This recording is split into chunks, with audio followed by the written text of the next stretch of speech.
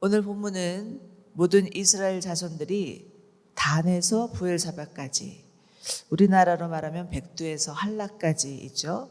그리고 요단 동편 길르앗 땅에서 일제히 미스바에 모이는 장면으로 시작됩니다.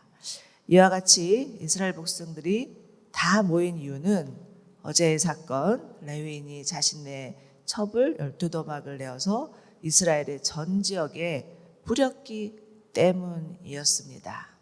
그런데 2절을 보십시오. 어떤 이들이 모였습니까? 이스라엘의 모든 지파의 지도자들, 그리고 칼을 뽑아든 군인 40명이라고 말합니다. 그런데 어제 큐티에서는 이렇게 말도 안 되는 엽기적인 사건을 보고는 그들이 이렇게 말을 하는 것으로 끝이 나죠. 도대체 어떻게 해서 이런 일이 일어났는지 생각해보고 의논해보고 그리고 나서 말하자라고 말을 해놓고는 정작은 싸울 준비부터 하는 것입니다.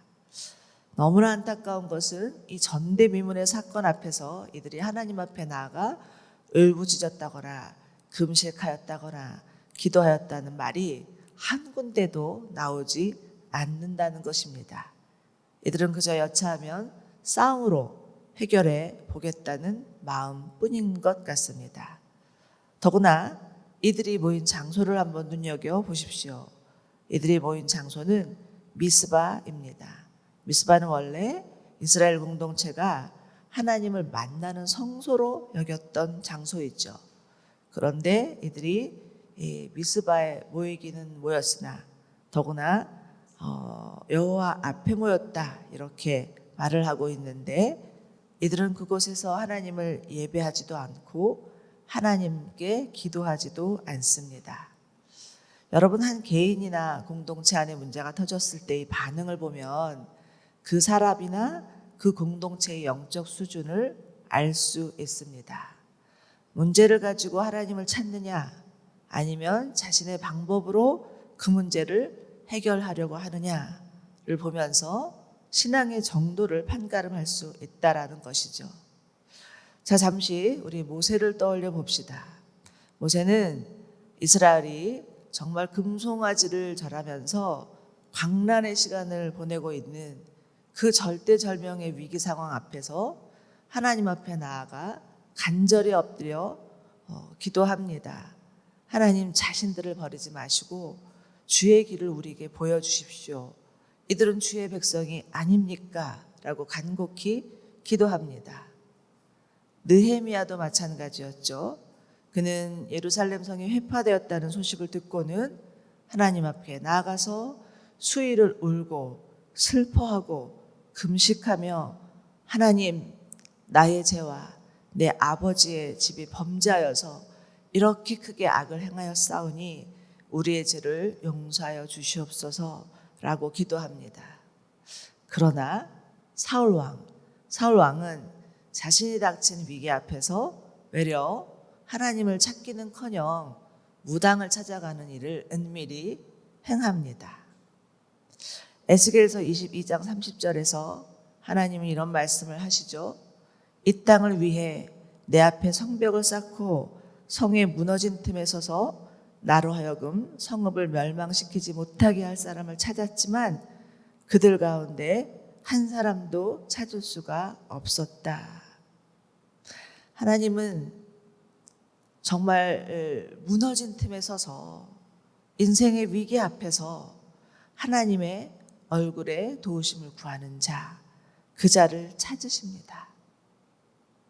사랑하는 여러분, 우리는 우리에게 닥친 그 문제 앞에 어떻게 반응하고 있는지 돌아보아야 할 것 같습니다.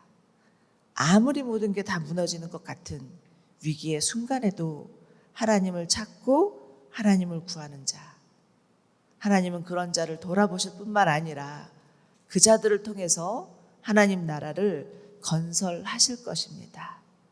우리 모두 나의 문제 또는 공동체의 문제, 그 앞에서 하나님 앞에 엎드리는 자 되기를 간절히 소망합니다. 자, 한번 3절을 보십시오. 이스라엘 자손들은 레위인에게 이렇게 악한 일이 어떻게 일어났는지 말해보라 이렇게 물으니 레위 사람이 거침없이 대답을 하는데 4절과 7절입니다. 다시 한번 읽어보죠. 나와 내 첩이 하룻밤을 머물려고 기브아에 속한 기브아로 갔습니다. 밤중에 기브아 사람이 나를 공격하려 일어나 집을 둘러쌌습니다. 그들은 나를 죽이려 했으나 내 첩을 능욕하여 결국 그녀를 죽게 했습니다. 그들이 이스라엘에서 악하고 수치스러운 짓을 했기 때문에 내가 그 첩을 데려다가 토막을 내어 이스라엘 땅 온 지역에 보냈습니다. 보십시오. 여러분 모두가 이스라엘 자손입니다. 여기서 의논하고 조언을 해주십시오. 자, 여러분 레위인이 하는 말을 잘 들어보시기 바랍니다.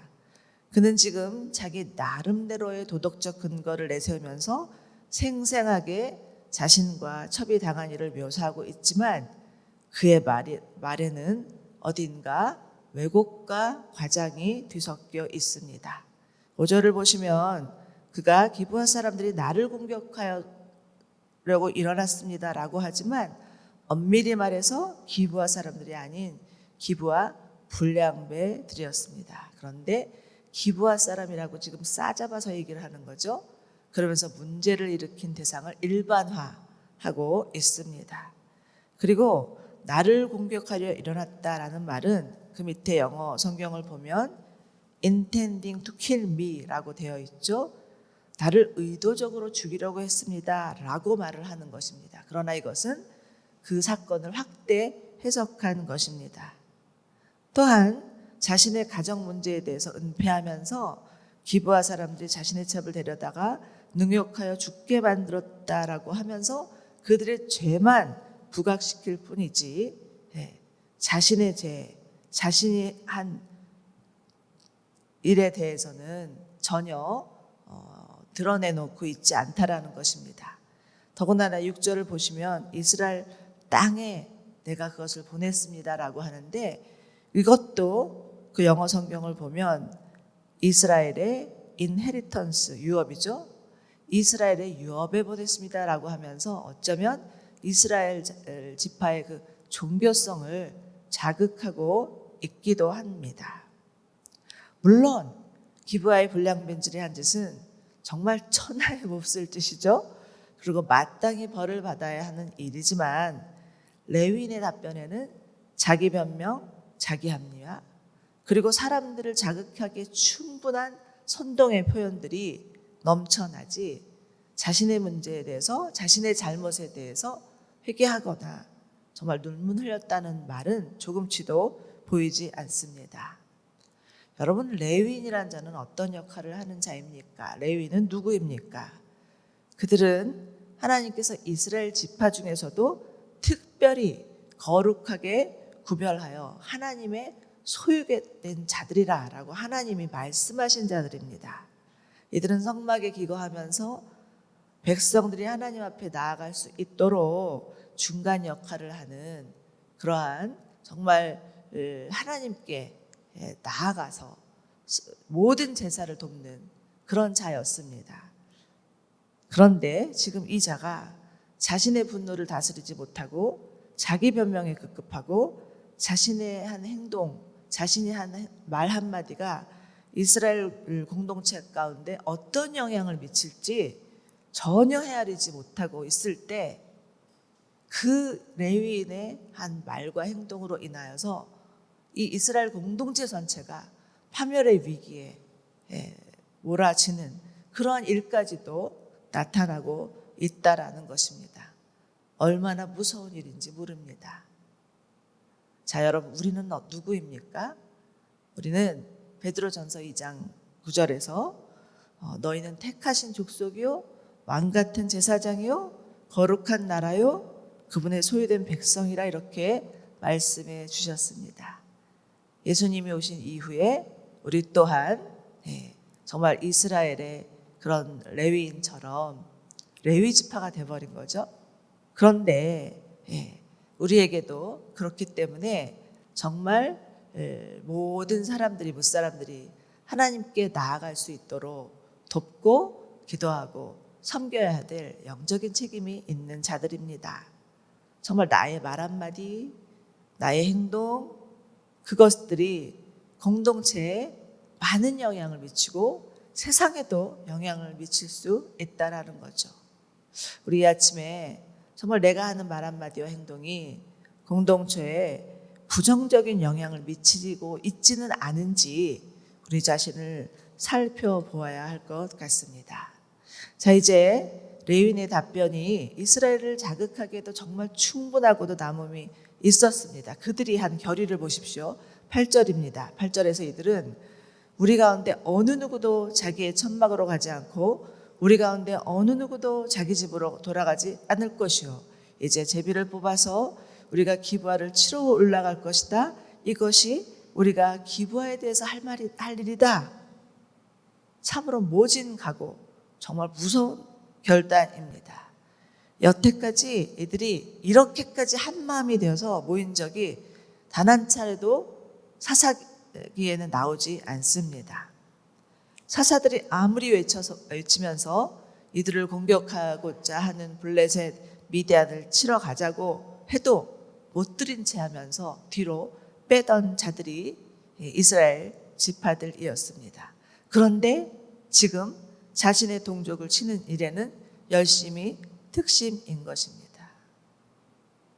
예배하러 모이라고 하면 잘 모이지도 않으면서 데모하고 시위하라면 새카맣게 광장으로 모이는 이 시대의 사람들과 다를 바가 없다라는 생각이 듭니다.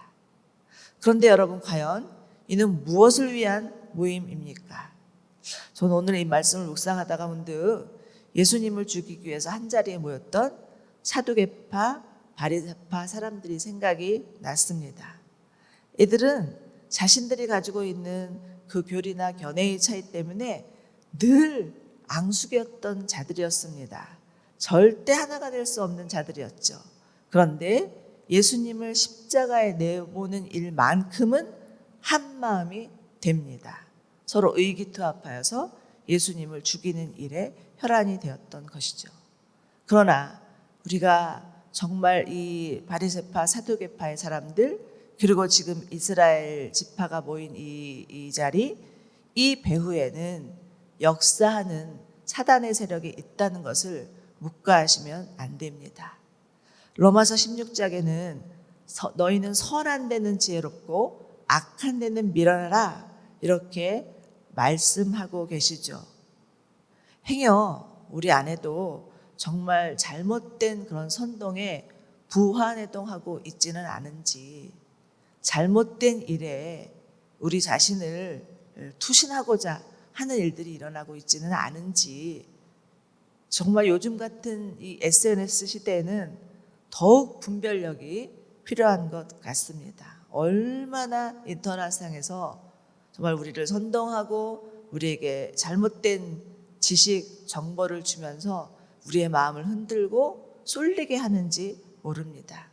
자칫해서 정말 그 목소리 큰 사람들의 이야기, 그런 이야기를 듣고 성급하게 결정을 한다면 그것이 내 가정과 내 교회와 우리 나라와 정말 이 사회 가운데 분열을 가져올 수도 있다라는 것을 분별하셔야 한다라는 것입니다.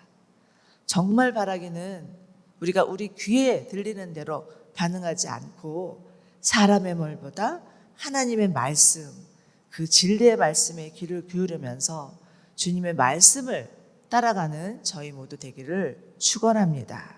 자, 12절을 보시면 이스라엘 지파가 베냐민 지파에 사람을 보내서 그 기브아의 불량배들을 넘겨라.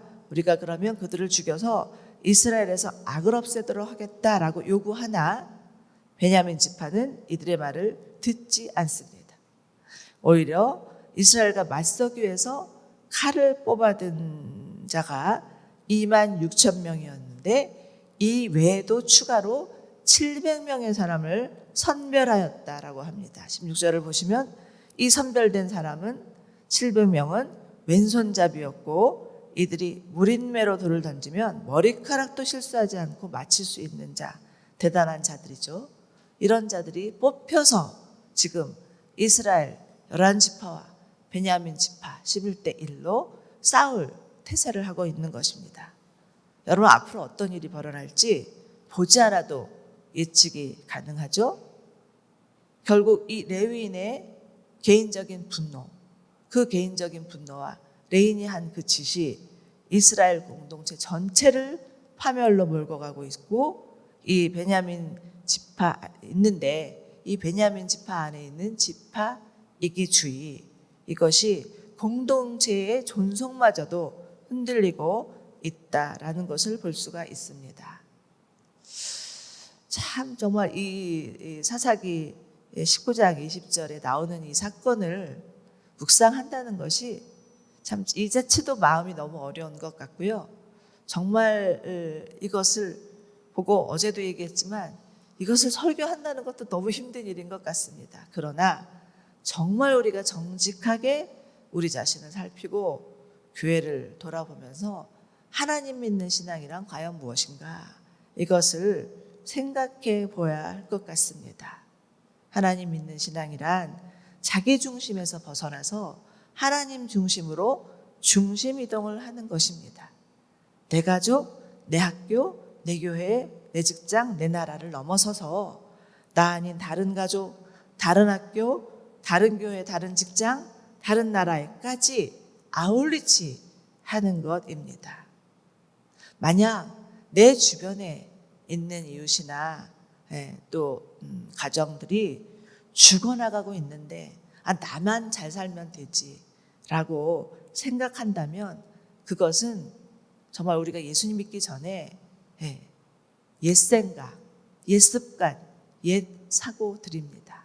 그러나 우리가 그리스도 예수 안에서 정말 새 사람이 되었다면 그 새 사람은 정말 나 아닌 다른 사람, 그 사람들을 돌아보고 생각하고 기도하고 섬기는 자들일 것입니다.